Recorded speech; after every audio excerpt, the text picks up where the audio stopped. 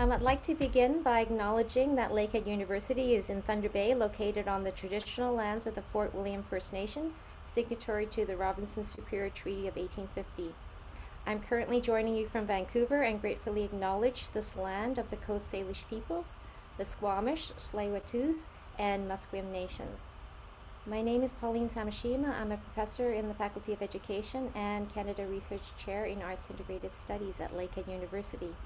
I'm also the editor-in-chief of the journal, the Canadian Association for Curriculum Studies, and it's my pleasure to moderate this session and to be with you today. Please ensure that your microphones are off, and please feel free to put your comments and questions into the chat as you think of them. I'll collate them or group the connected questions for Olga in a moderated discussion after the presentation. And at that time, I'll ask folks to use the raise hand feature. And now it gives me a great pleasure to introduce JCACS Book Review Editor, Dr. Olga Fellus.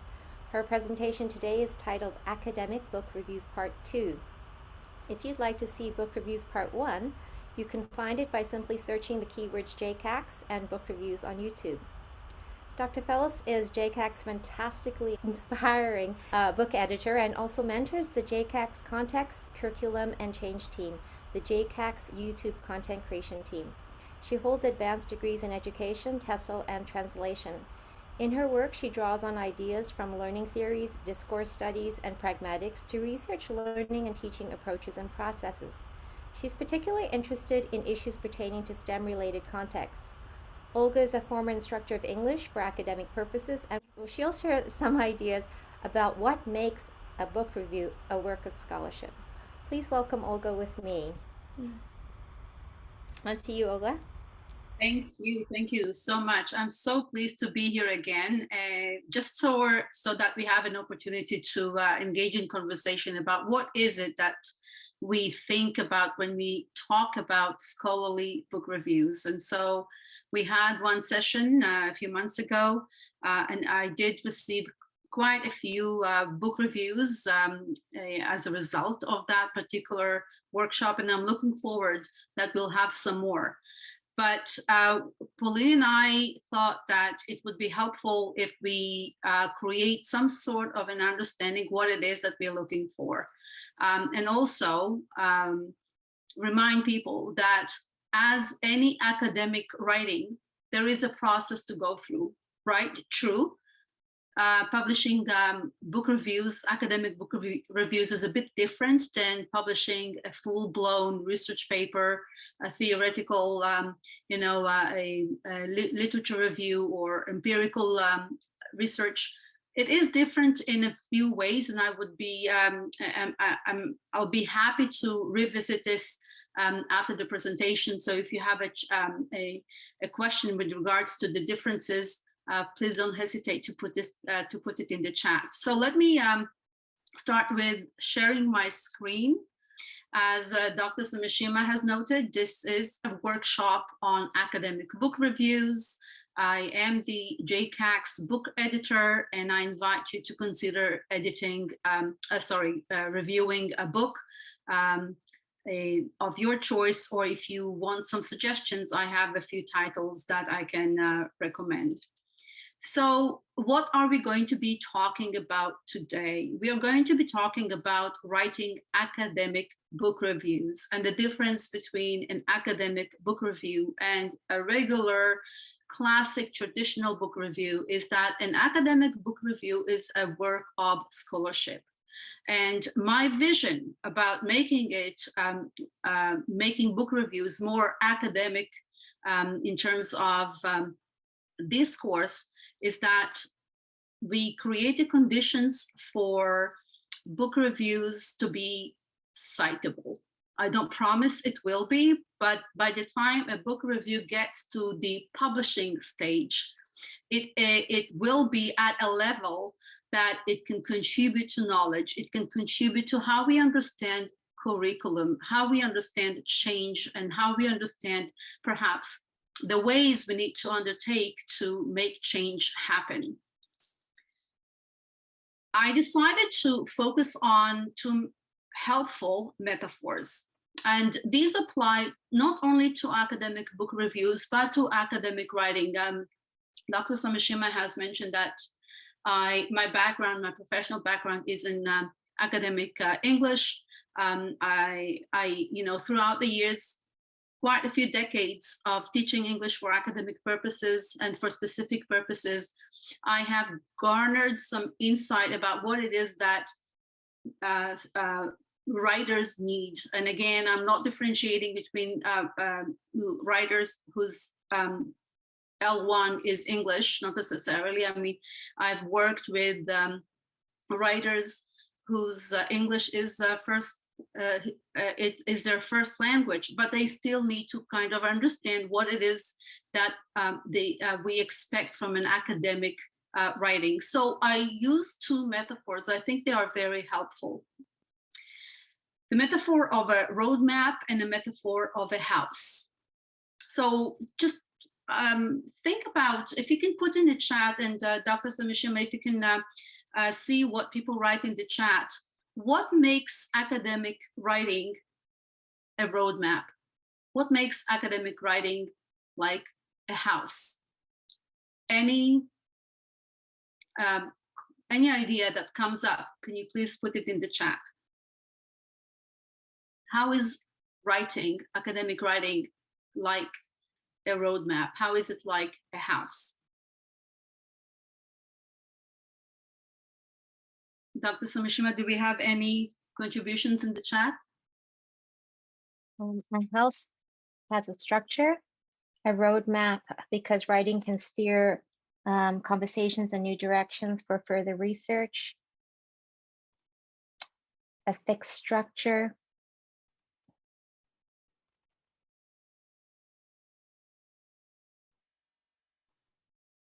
different parts that connected with each other.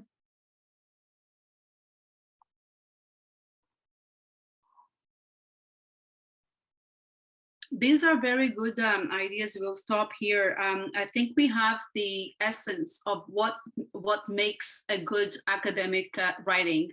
And what makes good academic writing is, as you mentioned, structure, but not only structure. Someone mentioned a thick structure. We have to understand what it means by providing or building those strong foundations that will render the house solid and not shaky. Someone mentioned steering, and I wrote steering future directions for research, which is exactly what we vision as academic book reviews.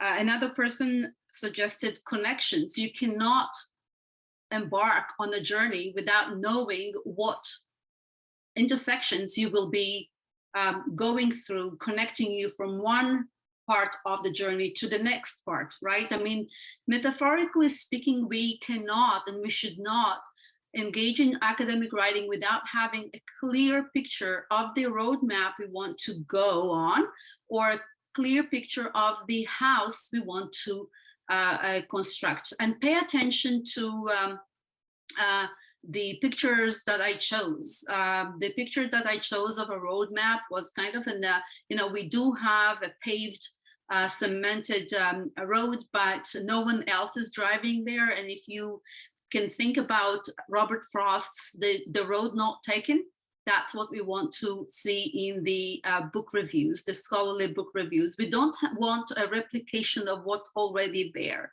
We want to see what you think. We want to we want you to allow us to get a glimpse of your experience, of your insights, of your understanding of what the book contributes to the current field of research in curriculum. And I know that many of the participants today are PhD students, and I see you as emerging scholars. As an emerging scholar, you bring in the formula, your experience, your background, your professional vision. And so this is something that no one else has. You have your own road in developing your scholarship, which is why this picture of a somewhat pristine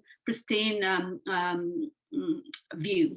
The picture of the house, if you notice, is not a traditional house. It has an interesting architecture, and that's again that again speaks to what we expect the book review to be. We do not want a reproduction of what we already know. We don't want someone to tell us what the different parts of the book contain. We don't want a summary. We want something else, and let's see what is it that we want in the scholarly book review. In a scholarly book review, we want to have a very clear entry point. We expect the author, i.e. you, to identify a very clear entry point.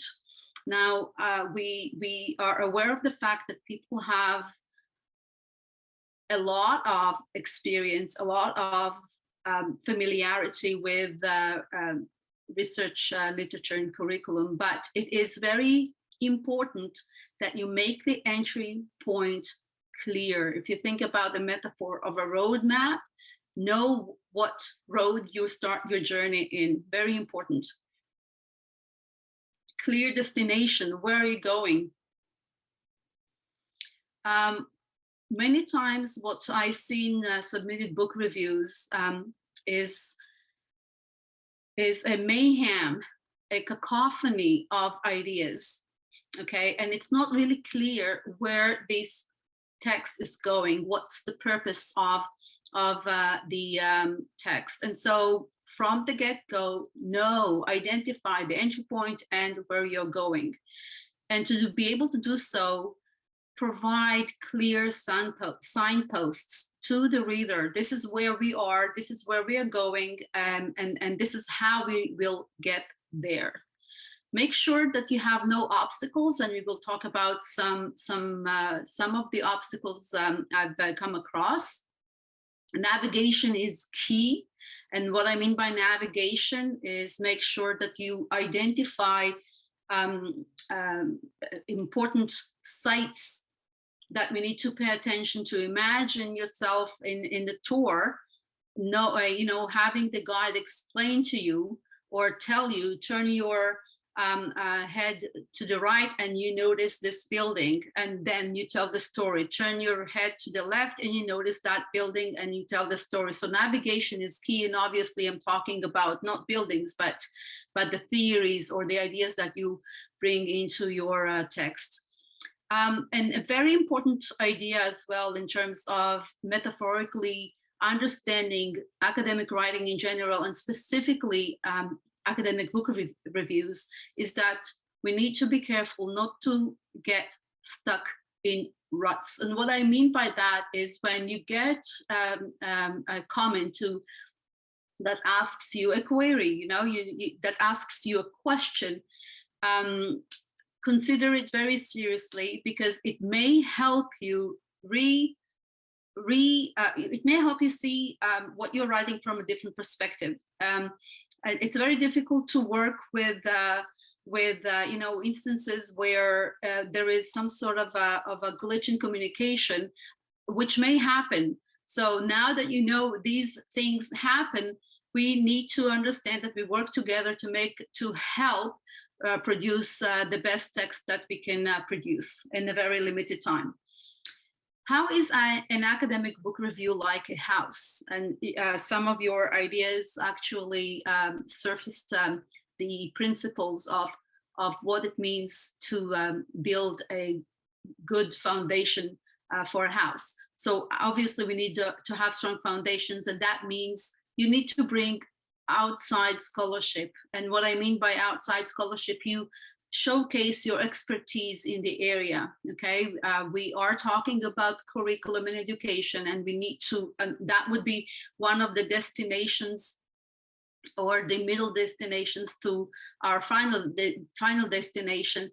But we need to make sure that we have strong foundations. And so, for example, if you build on a theory, make sure that that you build on the beginning of the theory, and not someone who has cited this particular theory just 2 years ago. This is only to say that things have some sort of a linear development. Demonstrate that you are aware of this linear development. Again, think of it as something that has, you know, a foundation, then the walls, then the doors, the windows, the roof. Have some order in terms of the idea of development. You need to have a clear blueprint, and that means that before you, and I will return to this point later on, before you start writing, you have to make sure that you have a good plan of, again, where you're going, okay, what's the end product going to be looking like, and you want it to be new, you want it to have, you know, these interesting curves, these interesting perspectives and vistas. Quality building blocks and materials. It's very important to have in-text citations. I call them quality building blocks because, again, you need to reflect that you know what you're talking about in terms of bringing in other scholarship that has relevance, some relevance, a lot of relevance actually, to what you're trying to say. And pay attention to finishing touches. Before you submit the book review through the JCACS system, make sure that you answer some of the very pertinent questions that I will share with you in a bit. So the most important question is, to me, do we need a summary of the book? And the short answer is no. We don't really need a summary of the book. So you don't need to tell us chapter 1 talks about ABC, chapter 2 talks about 1, 2, 3, and so on and so forth. You can, in 2 lines, and I'm not saying 2 sentences, just 2 lines, 3 lines, max 4 lines, if you absolutely have to have some more space, talk about what the book is about. But then focus on the purpose of the book. Many times authors specifically articulate what the purpose of the book is. Bring it into your book review and see whether they deliver, whether the book delivers. And if it doesn't, that's fine. Explain why. Many times the book cannot be delivered because the book was written from a particular perspective. And you acknowledge that, what perspective was used, what perspectives were not used. And that is really going beyond summary. We want you to consider the context. Talk about the context of the book and talk about other contexts that the book may not be reflecting or addressing. Discuss emerging needs in, especially with COVID-19 and pivoting almost on a daily basis to new realities. Is the book that you are reviewing addressing some of the emerging needs, if it talks about COVID-19, for example, or any other topic? And most importantly, bring in relevant scholarship. Engage, imagine yourself sitting in a library, and I intentionally use the picture of a library because then you can imagine yourself going to a shelf, picking a book and say, well, this scholar says something which is different. Why don't we need to consider that other perspective so we can make the conversation richer and driven. What would be the best approach to do everything that I have discussed up until now? It's very important to surface assumptions. Okay, so we said we don't want summaries, but we do want the reviewer to surface the assumptions. And not only surface assumptions, but also substantiate claims. If you make a claim, provide support to the claim, either from the book or from other scholarship. And when we talk about surfacing assumptions, we are talking about this hidden part, not what we see on the surface, okay? above the water level, but beneath. What's there under this big white, or in this visible content that we cannot see, but we have to make visible.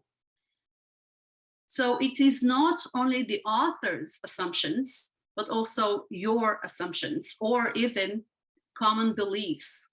Again, common beliefs may and are in many cases culturally embedded, socioculturally embedded, historically embedded, and we need to surface these in a scholarly book review. So after you have surfaced some of the assumptions, you can then identify what I call hubs, nodes, and edges. And what I mean by hubs, nodes, and edges is really focus on the main point, the destination that will make it easier for the reader to follow you. Hubs means, if you look at the picture here, this is a picture of a network. We have hubs of different colors. We have blue, we have green of different hues, we have yellow, and so on and so forth. And so each one of these is a hub. Identify those hubs. You know, if you take yourself back to this scenario of a tour guide, the one who tells you turn right, turn left, turn your head right, turn your head left. Think about those artifacts that you are paying attention to as a hub. What is it that you want to focus on? And then make sure, and that's the big thing, make sure that each hub that you are talking about is connected by a node, is connected to a node by an edge. Okay, and then a node is those black circles that you see connecting the hubs together. The edges are the lines that connect them together. So we have three entities here. Think about the hub, these big artifacts that you focus on in terms of bringing in additional literature. We talk about the nodes, other areas that are connected to them, smaller in scope, but are there. And then the edges that pull them and tie them together, to which brings me back to the notion of an academic book review is pretty much very closely related, or a reflection of an academic text. Writing academically requires these ideas of having those big ideas you want to focus on, the nodes that you are zooming in, and then the connections. So many times people forget to make these visible, and that makes reading very difficult. Another important advice that I find very helpful is, before you start writing, you read the book, before you start writing, you may have taken some notes about what it is that you want to focus on, or you may have taken some notes about, things that jump out of the text and say, me, write about me. But before you start writing, plan what you want to write. Plan the journey, okay? If you think about the metaphor of a roadmap, plan the building of the house. If you want to use the metaphor of a house, have the blueprint, okay? Because as anything else in life, you need to plan before you go out. Perhaps it's too sweeping of an advice, but the idea is, in academic writing, in academic book reviews, you need to plan ahead, because what you may unintentionally submit is something that really has lots of great ideas, but is not really clear what it is that you want to say. Writing is never easy. Writing a book review is not easy either. What I think I find as a helpful advice, especially with emerging scholars, you have been reading and you will read so much, okay, in the remaining courses that you need to take, perhaps, or in your research studies, in your own research, you will read a lot. And so it's very easy to get distracted and perhaps get confused, you know, and get lost, which really I think this picture depicts. In spite of this richness of scholarship around you, stay focused on your destination. All the while demonstrate awareness of other roads and paths, perhaps to other destinations, perhaps to the same destination. But what makes a scholarly book review scholarly is your awareness and acknowledgement of other perspectives and other ways to, again, as I said, the same destination or other destinations which are close but not really there. Another very important advice to remember is the use of direct quotes. Try not to use direct quotes unless you absolutely need them to do two things. One, they support what you're saying, but they say it in a way that cannot be better articulated. Okay, so but what I notice is people tend to bring quotes, which is very important, right? I mean, we want to showcase that we did read the book, that we understand the in and outs of the book, which is absolutely important. But when you decide to bring a quote, make sure you justify the use of each and every direct quote and explain how this particular quote contributes to your main idea, to the end product that you want to create. This picture of a puzzle with a question mark really depicts, I think, this message. A quote needs to be neatly, perfectly fitted with your other puzzle parts.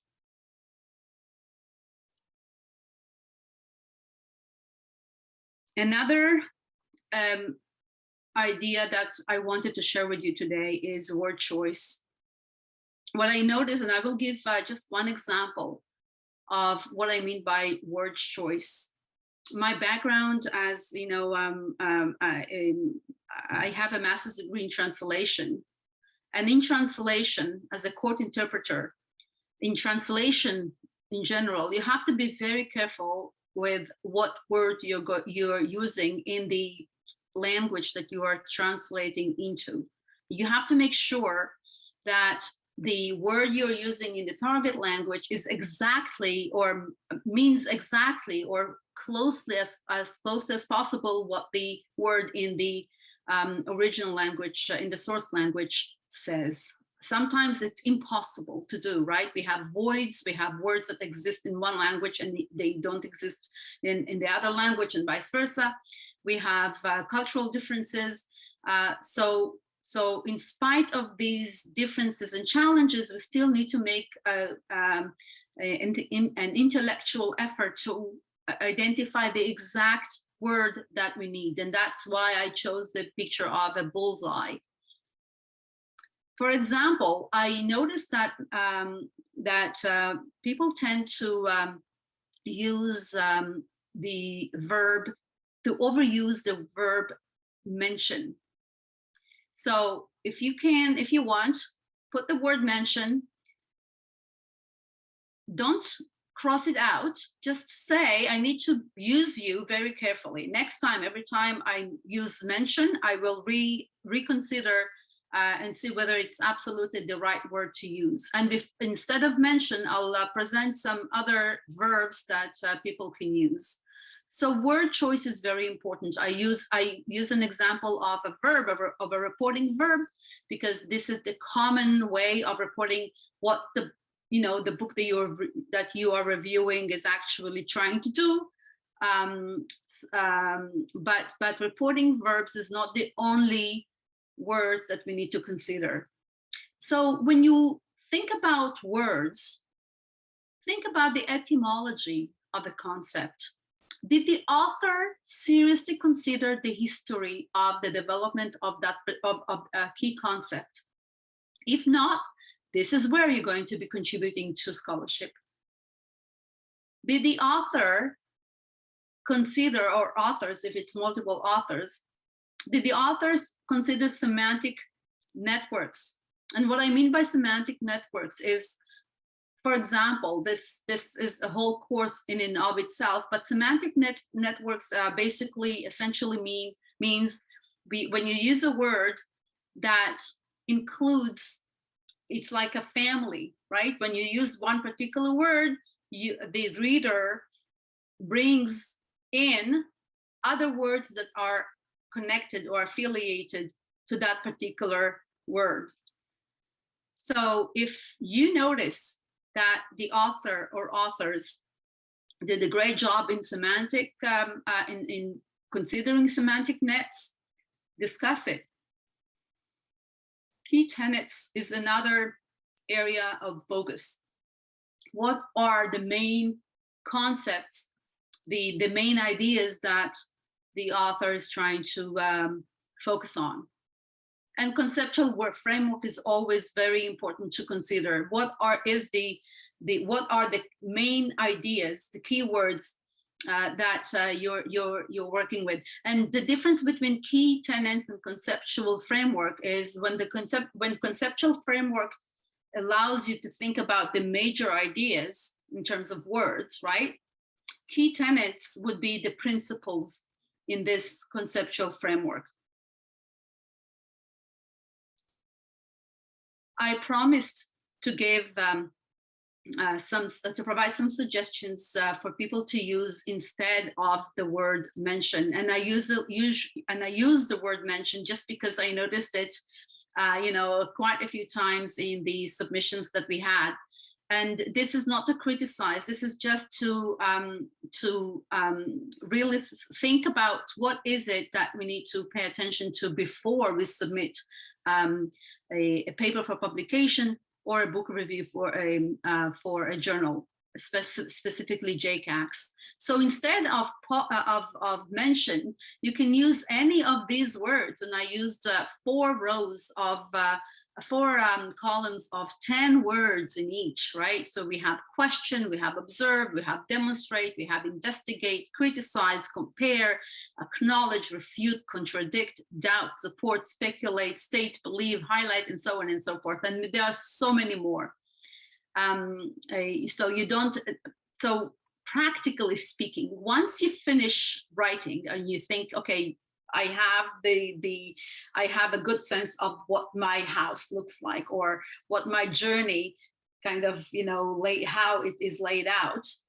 Reread the text and look for reporting verbs. Make sure you have a diversity of reporting verbs there.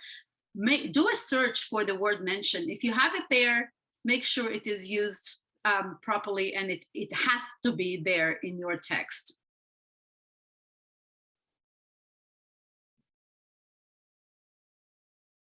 Not only when you get back a reviewer's comments on your book review, but also any publication that you will be submitting or perhaps submitted. I'm sure that many of you have, considered, your reaction to reviewers' comments.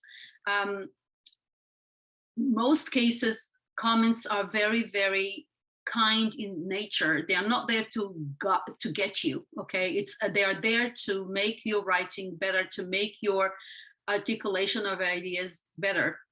And many times it is yes, you're saying this, but actually we have also 1, 2, 3 things to consider as well. How would you explain these, right? And another kind of comment, it would be, you didn't mention another aspect that has been researched and that is absolutely relevant to what you're doing.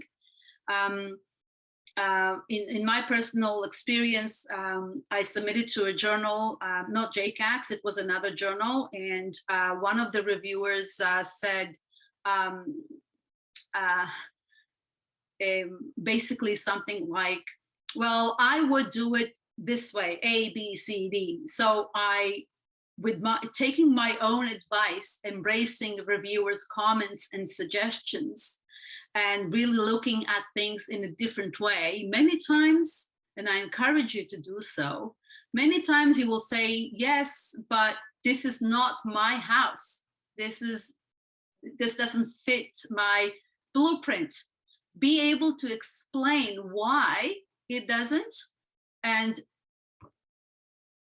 for lack of a better expression, stick to your guns, but in a gentle way, in a very respectful way.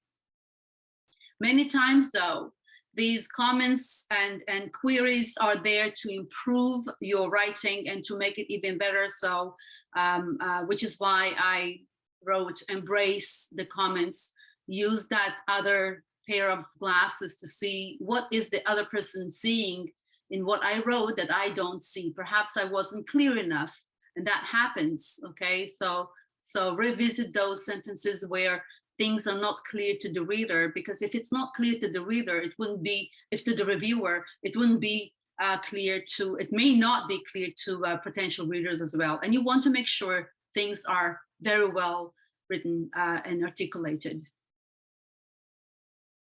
I would like to summarize before we move on to the questions and say these are all enabling constraints. The idea was not to dictate what you need to do, but really giving advice in terms of what we expect for a scholarly book review or any academic publishing.